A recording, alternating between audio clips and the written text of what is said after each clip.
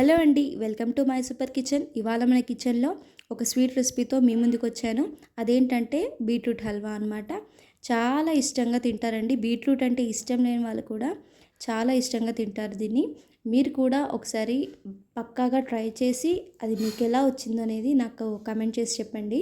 ఇప్పుడు ఈ బీట్రూట్ హల్వా కోసం ముందుగా మనం బీట్రూట్ని ఇలా తురిమి పెట్టుకోవాలన్నమాట. ఇప్పుడు ఒక ప్యాన్ తీసుకొని దాంట్లో కొంచెం నెయ్యి వేసుకోండి. నెయ్యి కరిగాక దీంట్లోనే మనం బీట్రూట్ తురిమి పెట్టుకున్నాం కదా, అది ఇందులో వేసి మంచిగా ఫ్రై అవ్వనివ్వాలి.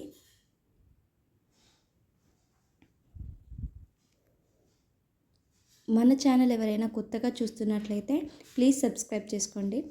ఇలా బాగా కలుపుతూ ఉండాలి, లేదంటే అడుగు అంటేస్తుంది, టేస్ట్ మారిపోతుంది అన్నమాట. ఇలా కవర్ చేసుకొని మధ్య మధ్యలో కలుపుకుంటూ మూత పెట్టుకొని కుక్ చేసుకోండి. ఒక 5 to 10 మినిట్స్కి ఇలా అంతా డ్రైగా అయిపోతుంది. ఇప్పుడు ఈ స్టేజ్లో ఉన్నప్పుడు మనం దీంట్లో మిల్క్ వేసుకోవాలి. నేను ఇక్కడ ఈ కప్పుతో ఒక 2.5 నుంచి 3 కప్స్ వరకు మిల్క్ వేస్తున్నాను.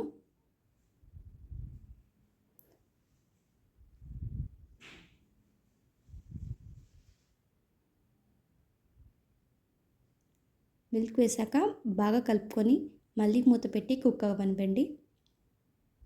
ఒక 5 మినిట్స్ తర్వాత చూడండి, మళ్ళీ డ్రైగా అవుతుంది. ఇలా కొంచెం బ్రౌనిష్ కలర్లో వస్తుంది. ఇప్పుడు ఈ స్టేజ్లో మనం ఇందులో చక్కెర వేసుకోవాలి. ఈ కప్పుతో 1 కప్ షుగర్ వేస్తున్నాను నేను. మీకు కొంచెం షుగర్ ఎక్కువగా కావాలంటే ఇంకొక 2 టేబుల్ స్పూన్స్ ఎక్కువగా యాడ్ చేసుకోవచ్చు. మంచిగా కలుపుకోండి. కుక్ అవుతున్న కొద్దీ కలర్ చేంజ్ అవుతూ ఉంటుంది. ఇలా దగ్గరికి వచ్చే వరకు బాగా మిక్స్ చేస్తూ ఉండండి. మధ్య మధ్యలో నెయ్యి వేసుకుంటూ మంచిగా కలుపుకోండి, అడగంటకుండా.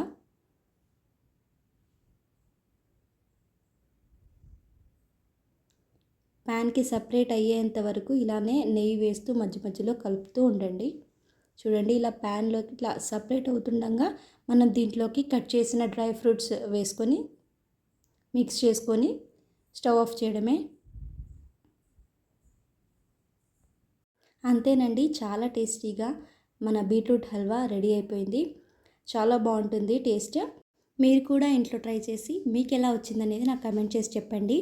ఈ వీడియో కనుక నచ్చితే తప్పకుండా లైక్ చేసి ఇంకా మరెన్నో రెసిపీస్ కోసం సబ్స్క్రైబ్ చేసుకోండి. Thanks for watching.